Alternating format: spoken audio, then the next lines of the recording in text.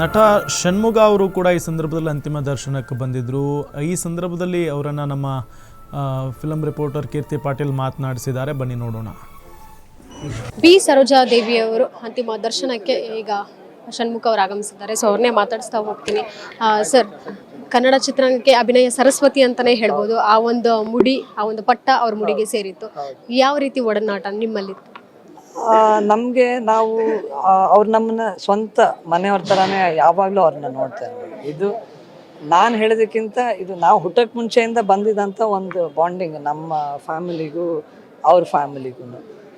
ಯಾಕಂದ್ರೆ ಫಸ್ಟು ಎಲ್ಲರಿಗೂ ಗೊತ್ತಿದ್ದಂಗೆ ಇಡೀ ಚಿತ್ರರಂಗ, ಸೌತ್ ಇಂಡಿಯನ್ ಚಿತ್ರರಂಗ ಅಲ್ಲೇ ಚೆನ್ನೈಯಲ್ಲೇ ಇತ್ತು. ಎಲ್ಲರೂ ಅಲ್ಲೇ ಇದ್ದರು. ಅಲ್ಲಿಂದ ಬೆಳೆದು ಬಂದಂಥ ಒಂದು ಆ ಒಡನಾಟ ಅದು ಇಲ್ಲಿಗೆ ಬಂದ ಮೇಲೂ ಬೆಳ್ಕೊಂಡೇ ಬಂತು. ಅದು ಆರ್ಟಿಸ್ಟ್ ಅಸೋಸಿಯೇಷನ್ ಮೀಟಿಂಗ್ ನಡೆಯೋದು ನಮ್ಮ ತಾತನ ಮನೆಯಲ್ಲಿ. ಕೆಲವೊಂದು ತಿಂಗಳು ನಮ್ಮ ತಾತನ ಮನೆಯಲ್ಲೇ ಆಗೋದು. ಆವಾಗ ಅವ್ರು ಬರೋರು. ಅದು ಸೆಕೆಂಡ್ ಸಂಡೇ, ಪ್ರತಿ ತಿಂಗಳು ಸೆಕೆಂಡ್ ಸಂಡೇ ಮಾಡೋರು. ಅವ್ರು ಅಲ್ಲಿಗೆ ಬರ್ತಾ ಇದ್ದಿದ್ದು, ಅಲ್ಲಿ ಪಾರ್ಟಿಸಿಪೇಟ್ ಮಾಡ್ತಾಯಿದ್ದು. ಅವೆಲ್ಲ ಯಾವತ್ತಿಗೂ ಮರಿಲಾರ್ದಂಥ ಒಂದು ಮೂಮೆಂಟ್ಸ್ ಅದು. Memories for ever. ಮತ್ತು ಅವ್ರ ಫ್ಯಾಮಿಲಿ, ಇಂದು, ಗೌತಮ್ ಎಲ್ಲ ನಮ್ಗೆ ಮುಂಚೆಯಿಂದಾನು ಚಿಕ್ಕ ವಯಸ್ಸಿಂದಾನೇ ಗೊತ್ತು. ಜೊತೆ ಎಲ್ಲ ನಾವು ಆಟ ಆಡಿದ್ದೀವಿ, ಬೆಳೆದಿದ್ದೀವಿ ಒಟ್ಟಿಗೆ. ಅದನ್ನೆಲ್ಲ ಯಾವತ್ತೂ ಮರೆಯೋಕ್ಕೆ ಸಾಧ್ಯನೇ ಇಲ್ಲ. ಅಪ್ಪು ಅವ್ರ ಜೊತೆಗೂ ಸಹ ಸ್ಕ್ರೀನ್ ಶೇರ್ ಮಾಡಿರುವಂಥದ್ದು, ಎಲ್ಲೋ ತಾಯಿ ಮಗನ ಬಾಂಧವ್ಯ ತೆರೆ ಮೇಲೆ ತರ್ತಿದ್ದಾರೆ ಅನ್ನೋದು. ಹೌದು, ಯಾರಿಗೂ ಈಗಲೂ ನೋಡಿದಾಗ ಎಷ್ಟು ಬ್ಯೂಟಿಫುಲ್ ಅಂತ ಅನಿಸುತ್ತೆ. ಅಂದರೆ ಅವರಲ್ಲಿ ಪಾತ್ರ ಮಾಡ್ತಾ ಇದ್ದಾರೆ ಅಂತ ಅನಿಸೋದೇ ಇಲ್ಲ. ನಿಜವಾಗ್ಲೂ ಅಮ್ಮ ಮಗನೇನೋ ಅನ್ನೋ ಥರ ನಮಗೆ ಅನಿಸುತ್ತೆ. ಸಿನಿಮಾ ಬಂದು ಎಷ್ಟೋ ವರ್ಷ ಆಗಿದೆ, 40 years ಮೇಲಾಗಿದೆ. ಆದರೆ ಈಗಲೂ ನೋಡಿದ್ರೆ ಅವರಿಬ್ಬರ ಒಂದು ಪಾತ್ರ ಭಾಳ ಖುಷಿ ಕೊಡುತ್ತೆ.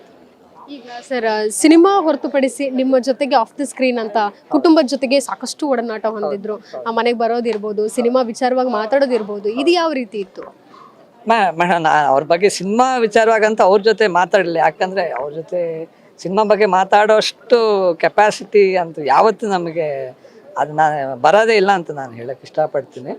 ಬಟ್ ಆ್ಯಸ್ ಎ ಫ್ಯಾಮಿಲಿ, ಹೌದು, ನನ್ನ ಮದುವೆ ಟೈಮಲ್ಲೂ ಮದುವೆ ಇನ್ವಿಟೇಷನ್ ಕೊಡೋಕ್ಕೆ ಬರಬೇಕು ಅಂತ ಹೇಳಿದಾಗ ಅವ್ರಿಗೆ ಫೋನ್ ಮಾಡಿದಾಗ ಬರ್ಬೋದಾ, ಇಲ್ಲ ನೀವು ಊಟಕ್ಕೆ ಬರಬೇಕು, ಸುಮ್ಮನೆ ಹಂಗೆ ಬಂದು ಹೋಗಬಾರ್ದು ಅಂತ ಕರೆಸಿ ನಮಗೆ ಊಟ ಮಾಡಿಸಿ ಆಶೀರ್ವಾದ ಮಾಡಿ ಕಳಿಸಿದ್ರು. ಅವರು ಜಾನ್ವರಿಯಲ್ಲಿ, ಪ್ರತಿ ಜಾನ್ವರಿ ಅವ್ರ ಬರ್ಡೇ Jan 7th ಅಂತ ಅಂದ್ಕೊಳ್ತೀನಿ. ಅವತ್ತು ಅವರು ಪೂಜೆ ಮಾಡ್ಸೋರು ಅವ್ರ ಮನೇಲಿ ಇಲ್ಲೇ.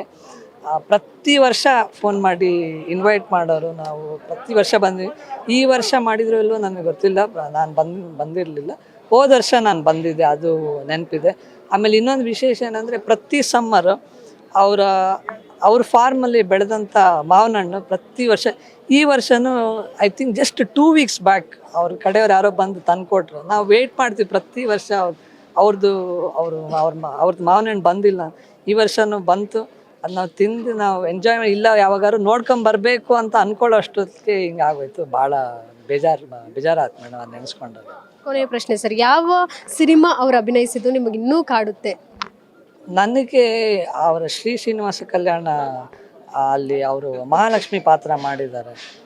ನಾರಾಯಣ ಮಹಾಲಕ್ಷ್ಮಿ ಪಾತ್ರ, ನಮ್ಮ ತಾತ ಆಮೇಲೆ ಅವರು ನಾನೇ ಭಾಗ್ಯವತಿ ಅನ್ನೋ ಹಾಡು, ಅದು ಗೊತ್ತಿಲ್ಲದೆ ಯಾವಾಗಲೂ ನನಗೆ ನೆನಪಾಗ್ತಾನೆ ಇರುತ್ತೆ. ನನ್ನ one of the most favourite song ಅದು. ಅವ್ರು ಎಷ್ಟು ಚೆನ್ನಾಗಿ ಕಾಣ್ತಾರೆ ಇಬ್ಬರು ಜೊತೆಗೆ. ಅದನ್ನು ಈಗಲೂ ಕಣ್ಮುಚ್ಕೊಂಡ್ರೆ ಅದು ಬೆಳಗ್ಗೆಯಿಂದ ನನಗೆ ನೆನೆಸ್ಕೊಂಡಾಗೆಲ್ಲ ಆ ಪಿಕ್ಚರೇ ಅವ್ರದ್ದು ನನಗೆ ಮೈಂಡ್ಗೆ, ನನ್ನ ಹಾರ್ಟಿಗೆ ಬರ್ತಾ ಇದೆ ಮೇಡಮ್ ಬೆಳಗ್ಗೆಯಿಂದ. Thank you sir. ಸೊ ಇದಿಷ್ಟು ಷಣ್ಮುಗ ಅವರ ಮಾತಾಗಿತ್ತು. ಕ್ಯಾಮ್ರಾ ಪರ್ಸನ್ ಪೃಥ್ವಿ ಜೊತೆಗೆ ಕೀರ್ತಿ ಪಾಟೀಲ್, ಗ್ಯಾನ್ ನ್ಯೂಸ್, ಬೆಂಗಳೂರು.